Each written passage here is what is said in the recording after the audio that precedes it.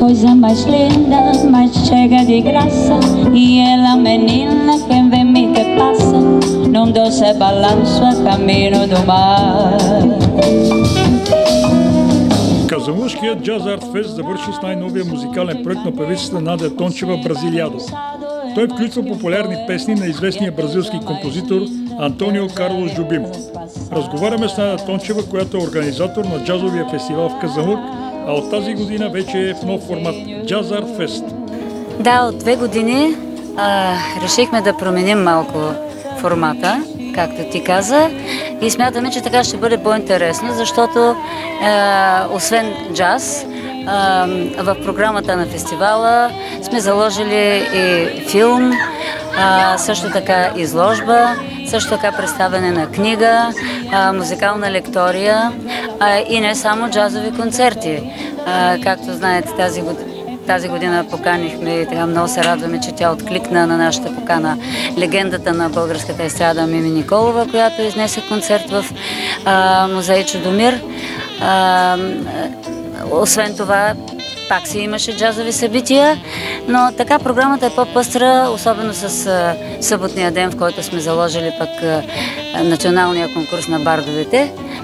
Мисля, че има за всеки го по нещо.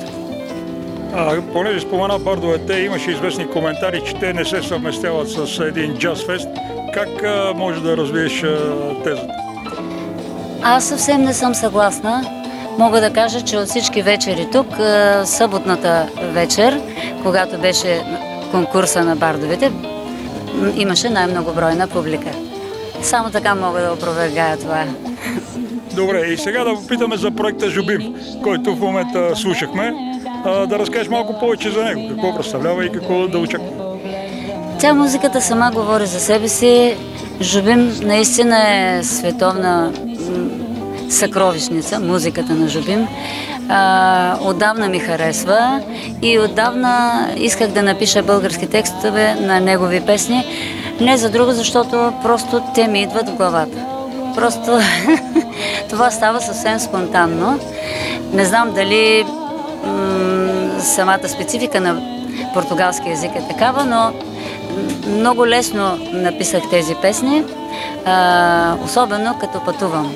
Да си призная, аз съм фен на БДЖ, пътувам с влакове и във влака най-лесно, най-бързо пиша текстове. Докато стигна до София, една песен е готова. Добре, а твоите наблюдения, публиката как приема всичко това?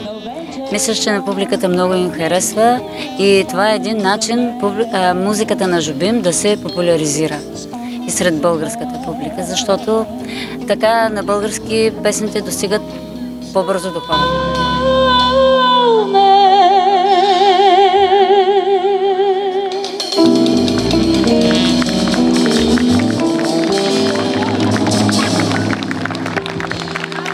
Благодарим много.